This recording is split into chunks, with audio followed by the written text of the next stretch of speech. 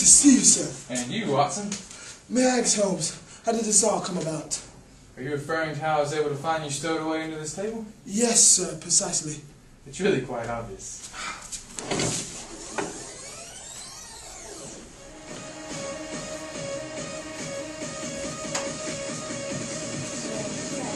When we arrived at the event, I began to acquaint myself with the crowd, which, as you know, is typical of my nature. I glanced over and saw a familiar face from my past. His face was difficult to place. I couldn't think of where I had seen him.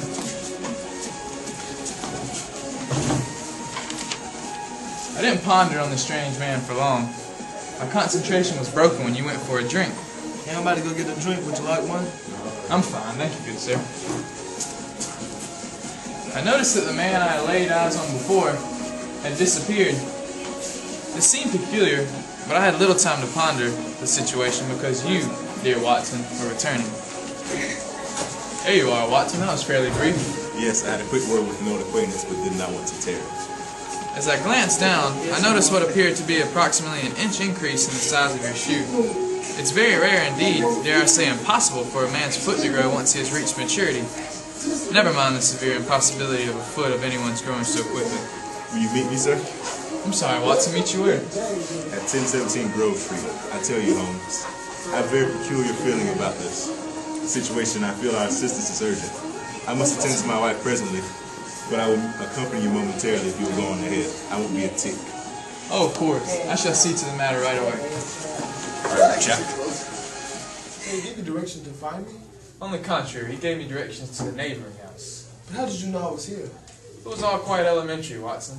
Isn't that right, Jericho? Yes, you figured me out.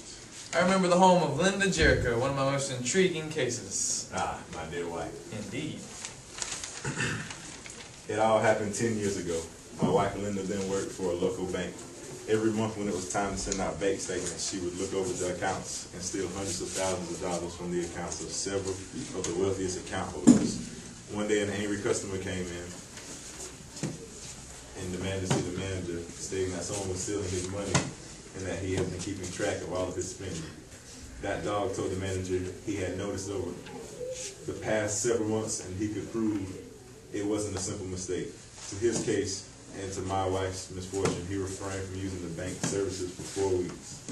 The balance in his account dropped from £2,500 to £2,200. Outraged with this evidence, the manager started questioning the big account holders' balances and realized how often large amounts of cash disappeared. The manager soon realized the truth of the situation. The manager then called the police and asked for them to investigate the crime. Of course, they called me in to be the lead detective. I decided to follow up on the lead of the manager. There were several workers it could have been, but I began to watch Linda's spending habits. A new scarf one day,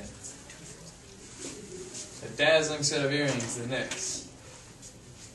The police arrested Linda and began interrogation.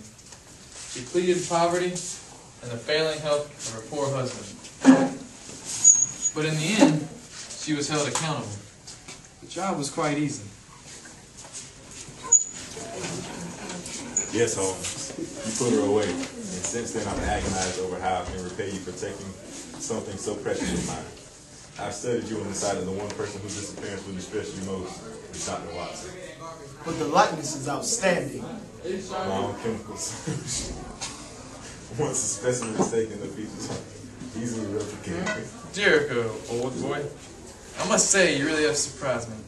I believe I may have a solution to your despair. You may see your wife again. Here's where I can see him, Jericho. Don't you try anything now.